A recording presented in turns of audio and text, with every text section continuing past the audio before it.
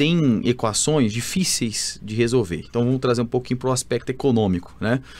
Nós temos na economia, o grande dilema da economia é a escassez. Como é que a gente lida com necessidades humanas ilimitadas, com recursos limitados? E quando a gente fala recursos limitados, a gente está falando aqui de terra, ok, terra, mas também tecnologia, capacidade empresarial e assim por diante. O senhor falou do trator. Qual que seria a área, por exemplo, ideal para que um trator compensasse o custo dele, né, como um fator de produção, para aquela produtividade daquela propriedade? Será que qual é o tamanho da propriedade para suportar ter um trator? Ou será que um trator teria que atuar em várias propriedades e aí os produtores juntam dinheiro e compram um trator? Um sistema de cooperativa, por exemplo? Eu até traria, professor, se você quiser falar um pouquinho mais sobre isso, sobre a dinâmica da reforma agrária, né? De que você parte pelo pressuposto de 50 anos atrás, que você tinha uma população rural gigantesca, em que você mantinha, então, as pessoas que querem produzir no campo, independente das condições de produtividade. Será que isso faz algum sentido para propriedades pequenas, ou a gente caminha cada vez mais para termos propriedades um pouco maiores? Não estou falando aqui de grandes latifúndios, que aí também entra uma outra discussão de produtividade, mas será que é viável propriedades tão pequenas? Você vê, os estados do sul, igual Santa Catarina, predominam propriedades pequenas. E as cidades estão ali próximo. Então muitas pessoas saem da roça, trabalham na cidade e trabalham na roça. Então, quer dizer, volta para a cidade. Mora na cidade, mas trabalha na roça. Ou mora na roça e trabalha na cidade e volta para a roça. Pertinho, né? Aí tem a família, alguns outros estão trabalhando na roça e os outros trabalham na cidade. E isso aí, então, é um somatório de recursos que dá para sobreviver até bem, ter uma vida razoável. Mas quando a pessoa vai ver só da roça, de pequena propriedade, é muito complicado. Ele tem que ter uma eficiência espetacular, senão ele não consegue sobreviver. Ou seja, normal ele faz para a sua subsistência, né? Ou seja, só interrompendo, mas não perca o raciocínio, por gentileza, professor. O senhor está dizendo o seguinte, se eu fizer uma reforma agrária e der um pedaço de terra para uma pessoa, para ela viver exclusivamente daquele pedaço de terra, não estou fazendo muita coisa não, porque aquela pessoa não vai conseguir uma vida digna, vamos dizer assim, né, confortável, se ela não tiver outra coisa além daquela pequena propriedade que ela recebeu via reforma agrária.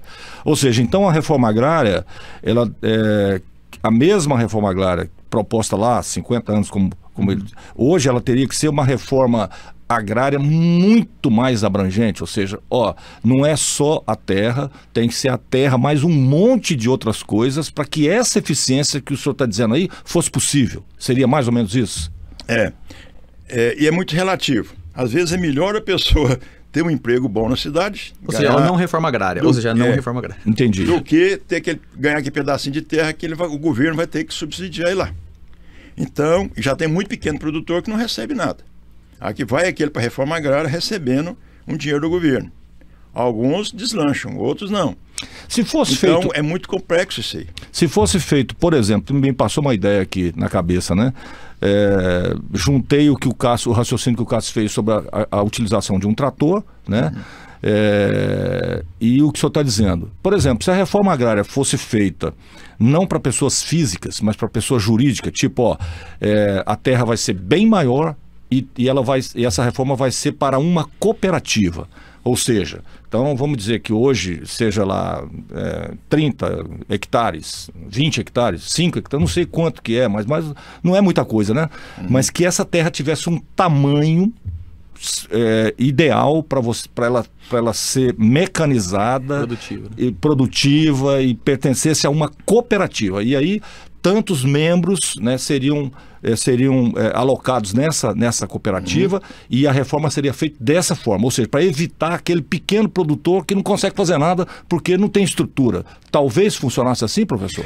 Tudo tem que ter produtividade. Se você coloca um grupo de pessoas trabalhando juntos, resulta numa situação muito complexa, porque sempre um está vigiando o outro. Que ele não está trabalhando e está ganhando. Então, isso gera um conflito, né? Então, tem que ser uma coisa muito bem feita para que a pessoa tenha a sua produtividade e ganhe em função da sua produtividade.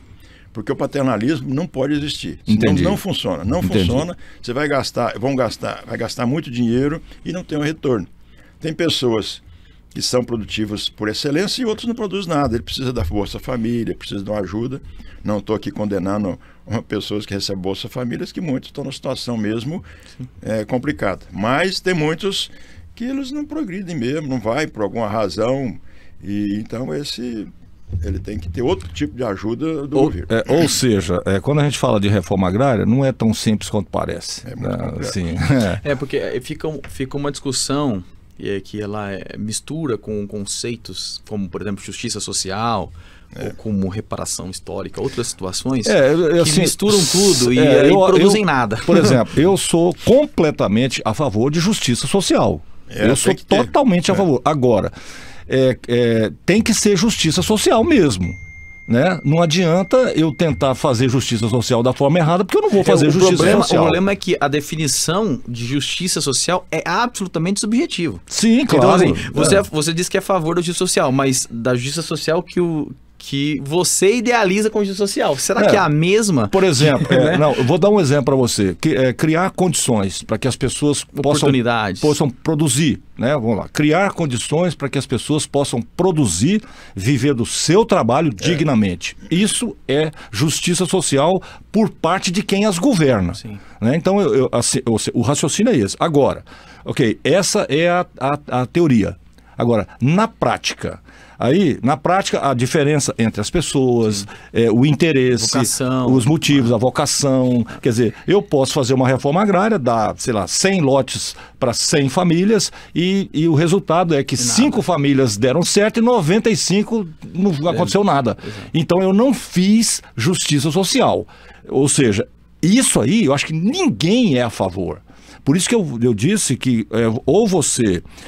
o negócio é complexo. É a eficiência da política pública. Exatamente, né? Ela tem que ser eficiente mesmo.